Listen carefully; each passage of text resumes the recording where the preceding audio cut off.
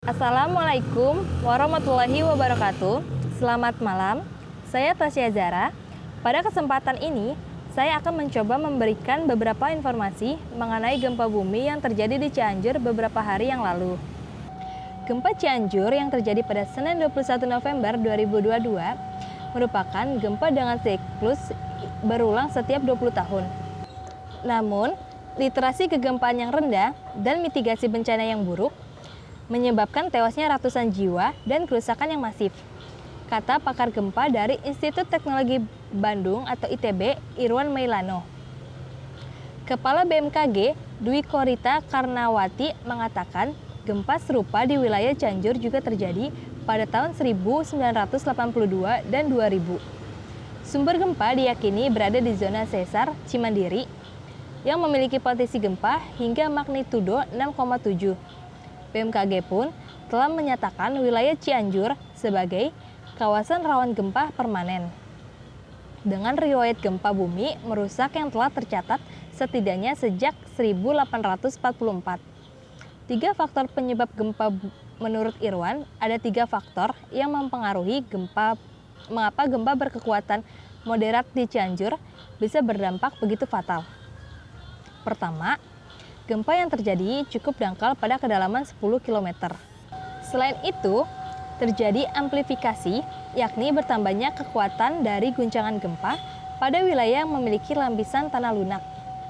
Cianjur merupakan wilayah dengan karakter berbukit yang bergelombang hingga terjal karena berada di sisi tenggara Gunung Gede. Ini pula yang menyebabkan terjadinya longsor di beberapa titik. BNPB hingga Selasa malam menyatakan ada 12 kecamatan yang terdapat gempa, menyebabkan lebih dari 58.000 jiwa mengungsi. Faktor kedua ialah penduduknya yang padat. Gempa yang sama yang terjadi 20 tahun lalu, dampaknya tidak akan sebesar saat ini. Jumlah penduduk yang lebih padat membuat jumlah korban yang terdampak pun menjadi lebih besar. Faktor ketiga adalah bangunan di wilayah terdampak memiliki struktur yang tidak tahan gempa. Banyak kerusakan terjadi karena strukturnya tidak disiapkan untuk itu. Menurut Irwan, hal itu terjadi karena pemerintah daerah dan masyarakat tidak memahami resiko gempa yang mengintai di wilayah mereka. Kalaupun paham, mereka tidak menjadikan itu sebagai prioritas.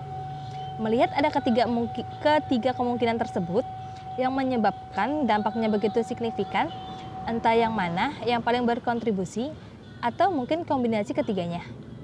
Sejumlah korban gempa yang kehilangan rumahnya di Desa Ciberem, Kecamatan Cugenang, Cianjur mengaku tidak tahu bahwa kawasan tempat tinggalnya termasuk rawan bencana. Menurut warga sekitar, gempa kali ini adalah gempa paling besar yang dirasakan selama tinggal di Desa Ciberem. Warga Desa Ciberem lainnya mengaku tidak pernah ada edukasi kepada warga terkait mitigasi dan evakuasi ketika gempa bumi terjadi. Kemudian, pada 21 Januari 1912, juga banyak terjadi kerusakan rumah di perbatasan Cianjur dan Sukabumi. Gempa selanjutnya yang tercatat yakni pada 2 November 1968, di mana gempa berkekuatan 5,4 menyebabkan banyak sekali rumah roboh. Lalu, pada 10 Februari 1982, gempa berkekuatan 5,5 menyebabkan kerusakan dan korban jiwa. Gempa merusak terakhir yang tercatat sebelum gempa terbaru ini, yakni pada 12 Juli 2000, yang menyebabkan lebih dari 1.900 rumah rusak berat. Sebelum gempa berkekuatan 5,6 pada Senin 21 November 2022, BMKG pun mencatat terjadi 3 gempa berkekuatan 2,6 hingga 4,1 di Danau Cirata. Waktu itu, masyarakat merasakan karena gempa terjadi pada dini hari 4,1 itu cukup kuat.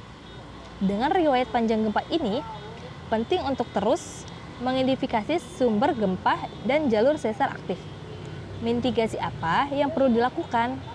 Menurut salah satu poin krusial yang harus dilakukan pasca gempa ini adalah membangun kembali hunian masyarakat yang tahan gempa atau di kawasan yang lebih minim dampak guncangan. Untuk melaksanakan itu, perlu dilakukan kajian yang mendalam. Penting untuk memastikan di mana lokasi bangunan tersebut Apakah termasuk dalam zona sesar? Atau bisa jadi bangunan yang merusak jauh dari sesar, tapi dibangun dengan kaidah tidak baik. Kalau dibangun di tempat yang sama, pastikan tempat yang sama itu tidak di wilayah di mana sesar, itu mungkin jadi sumber gempa lagi. Jangan sampai baru dibangun, lalu beberapa puluh tahun kemudian rusak lagi dengan gempa berkekuatan sama. Untuk bangunan yang berada di jalur sesar gempa, Irwan mengatakan penting merelokasi pembangunannya, sebab pada area ini, struktur bangunan yang baik pun tidak cukup untuk menahan guncangan gempa. Sistem zonasi seperti itu pasca bencana, kata dia, telah dilakukan dengan cukup baik setelah gempa di Palu pada tahun 2018. Masih banyak masyarakat yang hidup di zona sesar aktif dan tidak menyadarinya. Padahal, zona sesar aktif sangat perlu dipertimbangkan dalam pembangunan. Perlu diterapkan area yang tidak boleh dibangun. Suatu zona yang tidak terlalu luas koridornya, misalnya dijadikan sebagai kawasan hijau. Ini sangat mungkin dilakukan di kawasan area sesar Cimandiri karena memang relatif banyak daerah belum dibangun di dekat sesar.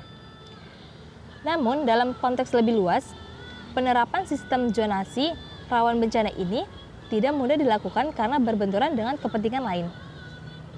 Pada banyak kasus bencana di Indonesia, penetapannya baru dilakukan setelah bencana terjadi. Pencarian korban bencana alam di Kabupaten Cianjur, Jawa Barat, 11 orang masih dinyatakan hilang. Tim SAR gabungan akan melanjutkan pencarian. Kepala Kantor SAR Bandung sekaligus SAR Mission Koordinator, Jumaril mengatakan, waktu pencarian ditambah hingga 3 hari ke depan. Selain kegiatan pencarian dan pertolongan, ada juga dropping dukungan logistik berupa terpal, paket keluarga, paket balita, beras, dan air mineral. Status korban dari data posko utama, korban luka-luka sekitar 703 orang, mengungsi sekitar 73.693 orang, meninggal dunia sekitar 321 orang, dan dalam pencarian sekitar 11 orang. Korban meninggal dunia akibat gempa berkekuatan 5,5 magnitudo yang mengguncang Cianjur, Jawa Barat, bertambah 2 orang yang sempat menjalani perawatan di RSHS Bandung, sehingga menjadi 331 orang.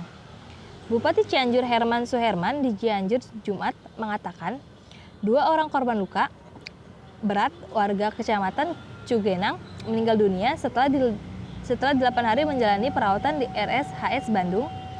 Korban sebelumnya sempat mendapatkan pertolongan medis di RSUD Sayang Cianjur.